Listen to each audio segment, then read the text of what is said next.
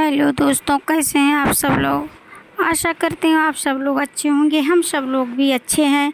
तो दोस्तों, चौपाइयों के माध्यम से हम आपको सुना रहे हैं राम वनवास।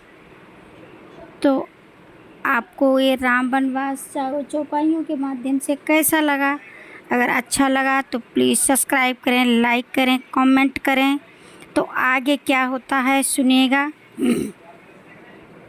हो गई कैकेयी की आज्ञा, वन में साकार विराज चुके, बहु तेरे हृदय गमन पे प्रभु, वरदानों के धन गाज चुके। अब चलिए महलों को चलिए, जनता जीवित हो जाएगी, अपने राजा को सभा मध्य अब वही मुकुट पहनाएगी। प्रभु बोले अब बात अब बहुत हो गई दूर, पीछे फिरते हैं नहीं सती सिंह या शूर। मंत्री मंत्री बूढ़े मंत्री, यदि हमको आप चाहते हैं तो हम उस चाहत के नाते तुमसे बस यही मांगते हैं, जितनी जल्दी जा सकते हो उतनी जल्दी घर जाओ तुम। 14 वर्षों के लिए तात इस राघव को विसराओ तुम। बूढ़ा मंत्री रो उठा, कहा कलेजा थाम, अच्छा इतना ही करो हे रघुनंदन राम। वैदेही बेटी को वन में रोते हम देख नहीं सकते, पत्तों पर और कुशाओं पर सोते हम देख नहीं सकते, इसलिए इन्हें लौटा दो कुछ प्राण दीजिए कौशल को। यदि ये भी वन की ओर गई तो मरा समझिए कौशल को। सीता जी को ही घर लौटाओ, छाई यह धुन मैदानों में, सबसे पहले यह धुन पहुँची सीता जी के ही कानों में। सीता ही उत्तर देने को मंत्री के सम्मुख बोल उठी, मानो लज्जा के ताले को व्रत की कुंजी से खोल उठी। मंत्री सोने की चमक कभी सोने से अलग नहीं होती, चरणों की रेखा चरणों के धोने से अलग नहीं होती। चांदनी चांद के संग रहती, बिजली घन के संग रहती है, पति पत्नी के अनुगामिनी ये जड़ सृष्टि तलक ये कहती है स्वर्णपुरी सी अवधपुरी अब पर मुझे न ललचा सकती है। हंसनी मानस सारी को तज कर अन्यत्र नहीं जा सकती है। इतने में बोले लखन, जहाँ नहीं है न्याय, ऐसे राजा के यहाँ कौन लौट कर जाए। कहना माता कैकेयी से घी के चिराग जलवाएं बे, हम कांटे थे सो निकल गए, निष्कंठ राज्य चलाएं वे। यह भी कह देना क्षमा करें, हम बेटे बे महतारी हैं, जो कृपा उन्होंने हम पर की हम उनके भी आभारी हैं।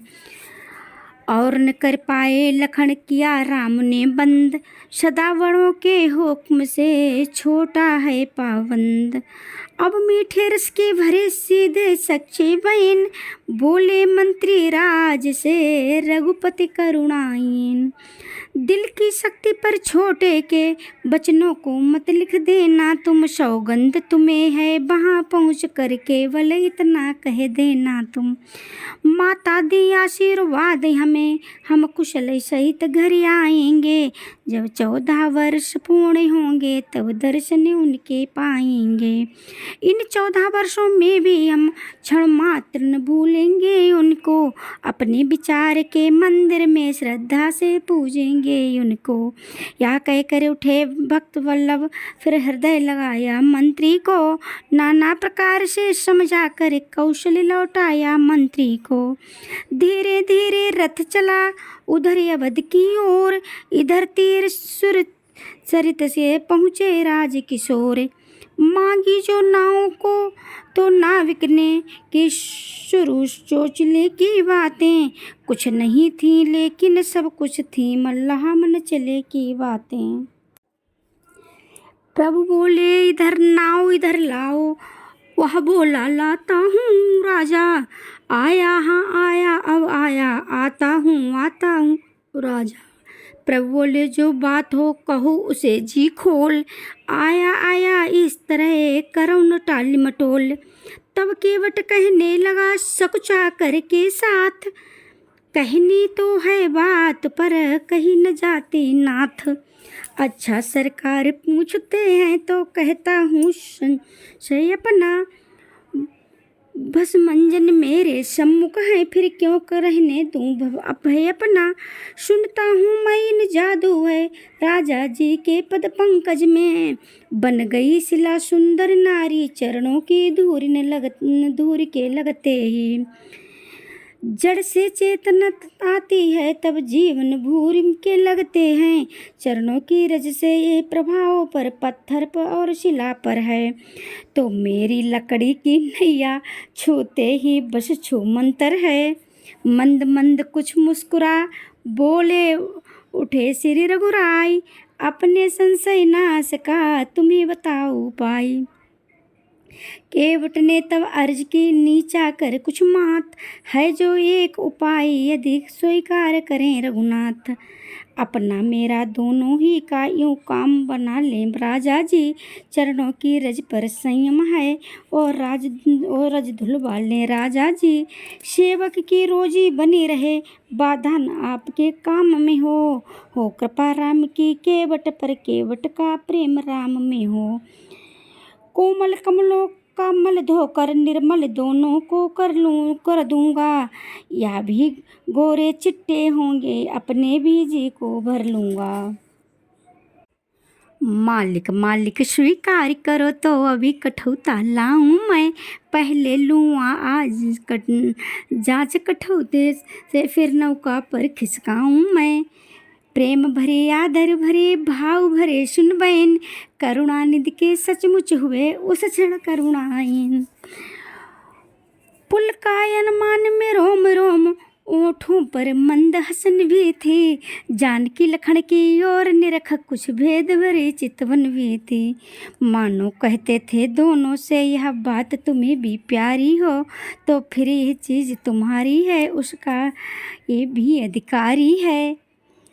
था एक और संकेत वहाँ इतने में चरण टटोए थे, जो ब्याह समय सीता को दे मिथिलेश जनक ने धोए। हो गया गुप्त प्रस्ताव और अनुमोदन तथा समर्थन भी, तब चरण दुलाने के आगे बढ़ गए कौशल्या नंदन भी। तब चरण दुलाने को आगे बढ़ गई कौशल्या नंदन भी, कहा तुम्हारा जाए यदि संशय इसी प्रकार, तो हम भी तैयार हैं लो ये चरण पखार। मलचीता जब मिल गया माँ जी को वरदान, पग धोने का तब किया पल भर में सम्मान।